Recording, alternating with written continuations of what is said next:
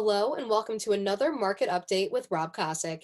I'm Danielle Kosick, and today we wanted to share my dad's insights about the markets in a piece we've entitled Partying Like It's 1999. Hi, Danielle. Although my dad has been managing money for decades, I'm just a college kid, and any money I've invested has been done by you. That being said, I'm hearing a lot of talk amongst friends and on social media about stock picking and how much money people have been making in stocks recently. Is this normal for people my age to be speaking about stocks? Well, Danielle, the simple answer is no. This is not normal. Warren Buffett, without a question, one of the greatest investors in our country's history. And I'll never forget a quote that he made me aware of in 2008. When everyone else is fearful, be greedy. When everyone else is greedy, be fearful. When bull markets get going, investors come out of the woodwork and they basically pile in. These momentum investors, also known as dumb money, and I apologize, figure if a stock is going up, it will keep going up. But usually there is some source of hot air inflating stocks, either a structural anomaly that fools investors into thinking ever-rising stock prices are real, or a source of capital that just buys.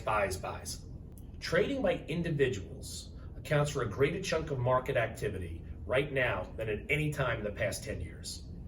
During the first 6 months of the year, individual investors, which would make up college students and other types of people, non-institutional investors like myself, accounted for almost 20% of the shares traded in the US stock market. Last year was only 14.9%, and this year's number is basically double of what it was in 2010. Historically, inevitably, we would see students getting back to being students, Uber drivers going back to being Uber drivers, and you would see a lot of luster coming off to today's momentum high flyers, because as volatility and short-term losses drive these newfound day traders away.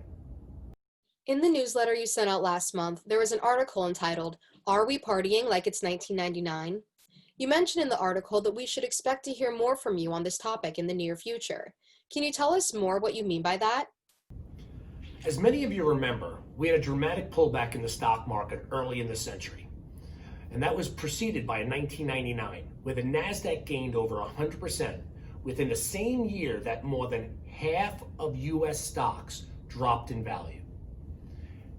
After the NASDAQ, which is the US index most dominated by technology stocks, peaked in early 2000, it took 16 years for the index to reach its prior height. Too many investors got and get caught up in the emotion of a company, not realizing you're investing in a stock. On the chart you are seeing here, I would like to highlight and speak to the last 20 years and the cycles that we have seen. If you invested in Cisco or Microsoft in 2000, you thought you were investing in great companies. And what it turns out was rightfully so. These companies more than tripled their revenue over the next 15 years. How did they turn out as stock investments? Not nearly as good, as Cisco investors lost more than half of their money and Microsoft investors didn't fare much better. I'd like to draw a parallel between Microsoft in 2000 and Apple and Microsoft today. Cisco, you can theoretically think about comparing its future from 2000 to possibly even a Tesla of today. As you can see, Microsoft and Apple's PEs have more than doubled from 2015 to today. What that means is that although Microsoft and Apple have been hitting on all cylinders as companies, the market has provided so much love that there has been a significant PE expansion. This phenomenon is what I call pulling future returns into the present. This is what the government has done with the massive money printing and mass liquidity and backstops they have put in place in the last 6 months. Unfortunately, you have to be careful as it makes it more difficult to achieve previous returns. The year 2000 is not the first example of this occurring. Some of you may have heard of the Nifty 50, a stock craze in the early 1970s when the concept of diversification was said to be dead. Why buy anything but large cap US stocks? Because they go up all the time. As you see on the chart, some of these companies were McDonald's, Disney, Merck, Coke, companies that by no means struggle in the future, but 10 years later, most of these investments lost you money, if not a significant amount of money. In conclusion, as markets get back to their normal cycles, tomorrow's leaders will be yesterday's laggards. I love Did You Knows. Ready to fall out of your seat? Did you know that the market capitalization of Apple stock is greater than the entire German stock market.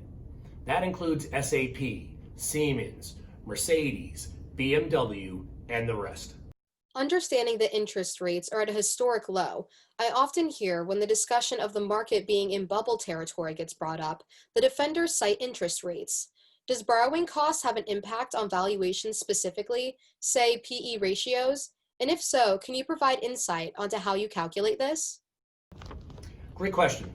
Interest rates absolutely have an impact on what we can call fair value PEs. Simple way to look at it is every asset competes daily for investable dollars. Each one will get funded based upon its level of attractiveness. Just think supply demand. Supply equals the quantity of yield, and demand equals the attractiveness to an investor. If one was to evaluate stocks versus bonds, knowing their level of safety, the attractiveness to bonds is going to be dictated by its stated yield. How much one can get in the form of that yield will determine how much of my money gets allocated to stocks versus bonds. If I were to offer you, say, a 10% guaranteed yield versus the prospect of a possible stock return versus offering you a 0.65% per year yield, the percentage you would put in stocks versus bonds obviously would vary dramatically by the difference between those two. There have been attempts to write a formula dictating relationships between valuations like PE, price earnings, and interest rates. But I take a somewhat subjective data set and create a couple of formulas which help us understand what long-term valuations should look like, because for what I do for a living, long-term is the only period that matters. The reason it is somewhat subjective is because there are many variables that dictate stock valuations, so you can have periods of anomalies. In 2000s, interest rates were much higher than today, but valuations were as stretched as any time in history. Cause? Irrational exuberance. When I said long-term earlier, I meant to help dictate what one's returns will be on a particular stock or segment of stocks. The short term is still anyone's guess. Still no crystal ball here. The theoretical numbers I use are both a percentage and a nominal addition or subtraction. If we use 16.7 as a baseline for historic average PE, and 4.8 as a baseline historic average for the yield on the 10-year treasury, what I come up with is a 1% move in interest rates will either move the PE by 1.55 or 6.4%. I know it's getting very technical, but I'm going to try to simplify it from here. Practical use with interest rates today, 4% below historic norm, then we should expect the PE on the market to be valued much higher than the average. Nominally, we would allow for PE to be fairly valued at 6.2 points higher based upon my formula than normal, or 22.9. By percentage basis, it would be 6.4 times 4, which would equal 25.6% greater than the average PE of 16.7, which is 21. PEs based upon today's low earnings impacted by COVID has today's PE even higher, if not substantially higher than these numbers. In either case, overall valuations have absolutely gotten ahead of themselves and are stretched even for this low interest rate environment. But with the Fed's commitment to low interest rates, there is a level of support there. Now let me ask, is there a takeaway as to what this means for us who entrust in your decision making?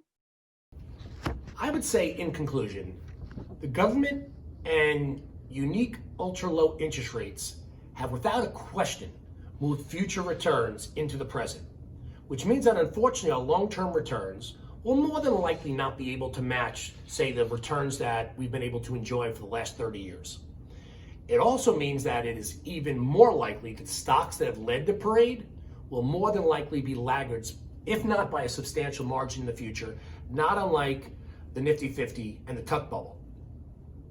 We at the same time will be keeping a keen eye open for assets that provide best valuations. We look at it during economic periods that are most conducive, while never losing sight on the importance of momentum on asset returns. Thank you for taking time out of your busy day to stay informed about important matters affecting your investment portfolio. We hope you found value in this conversation. From all of us here at DLAK Wealth Advisors to you, wishing you health and safety in the months ahead.